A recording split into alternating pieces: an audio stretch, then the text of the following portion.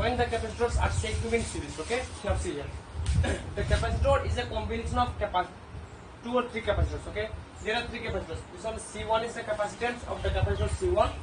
C2 is the capacitance of capacitor C2, and C3 is the capacitance of capacitor C3.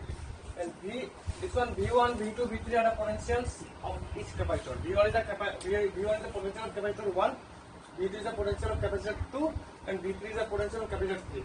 Now see here, when the capacitors are said to be in series. Now see, when the negative charge, when the negative plate of one capacitor, so this is C1 now. When the negative plate of C1 capacitor is connected to the positive plate of C2 capacitor, and when the negative plate of second C2 capacitor is connected to the positive plate of third capacitor, and when the negative plate of third C3 capacitor is connected to the positive plate of fourth positive capacitor, then the capacitor are said to be connected in series. This is the main concept. Okay. So capacitor is nothing just what it is the connection of so many capacitors. Capacitors in series means it is the connection of so many capacitors. Okay, this is the capacitors in series.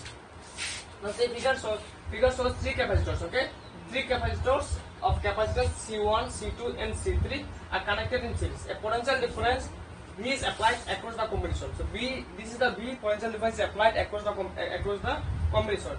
So because of this potential, this sets up charges plus minus Q on the two plates of this capacitor. Because of this potential, you see the charges are distributed. Okay, there is positive charge and there is negative charge. Positive, negative, positive, negative. Okay. What actually happens? A charge plus Q is given to the left plate of the capacitor C1 during the charging process. Okay. Next.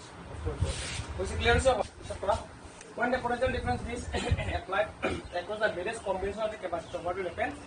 This potential difference will set up the charges plus minus Q on the two plates of this capacitor. See what actually happens? A charge plus Q is given to the left plate. Okay, when a charge plus Q is given to the left plate, see, of the capacitor C1, then during the charging process, what will happen? The charges plus Q induced. This charge will induce a negative charge opposite to the plus charge, positive plate. Okay, then what will happen? This charge will induce a negative charge. This plus Q charge induce a minus Q charge on the right plate of C1. See here, and the charge plus Q on the left plate of C2, etc. So so in this way, these charges are get distributed because of the potential difference. Okay. So the potential difference across the various capacitors. What is the potential difference? We know capacitance formula will be charge upon potential difference. Yes or no?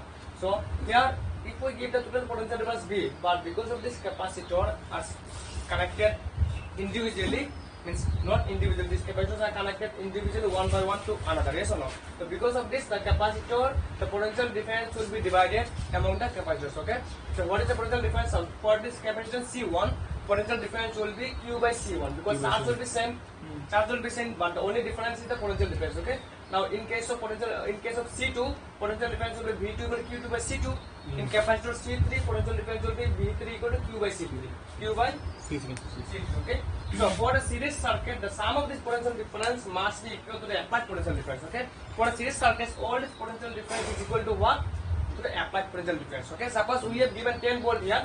Suppose we have given 15 volt here. Then 15 volt equal to C1 will take 5 volt, and this next 5 volt will be taken by C2, and next 5 volt will be taken by C3. Okay. It is not that it will be taken same to same. It may be taken like this. It may be taken, suppose one is 5 volt taken, one is 7 volt taken, another is 3 volt taken. Ultimately total should be 15. Yes or no? So in this way they will be distributed. Potential difference will be distributed. So now we will find the expression for the capacitance in series. We will find an expression for the equivalent capacitance of the combination of capacitors in series. So net potential will be what? Net potential will be the sum of all algebraic sum of all the potential equal to the net potential equal to the applied potential. Okay. So applied potential is V and all the potentials are added. So this is for capacitor C1 the potential is V1, for capacitor C2 the potential is V2, for capacitor C3 potential is V3. So the net potential will be sum of all the potential equal to the applied potential. Applied potential is V and all this potential are added. So V1 plus V2 plus V3. Now we got the formula. Potential equal to Q upon charge means capacitance equal to charge upon potential. So potential will be charge upon capacitance. So potential for V1 Q by C1, for V2 Q2 by C2 Q by C2, For V3, Q by C3. If we take Q common, what will happen? 1 by C1 plus 1 by C2 plus 1 by C3. Okay. And when you take common Q, what will happen? Q will go in the denominator of Q. Denominator of B. If you take left hand side, yes or no? If you take the left hand side Q, then you will get V upon Q equal to 1 by C1 plus 1 by C2 plus 1 by C3. Okay. Now see, if CS is the equivalent capacitance of the series combination, then what will happen? We know the formula capacitance equal to charge upon potential. So 1 by CS will be V by Q. So from equation 1 and 2 we get V by Q equal to, we can write 1 by CS. Okay, 1 by CS then equal to 1 by C1 plus 1 by C2 plus 1 by C3, which is the required expression for the capacitor in series combination. For n capacitor, what we can write?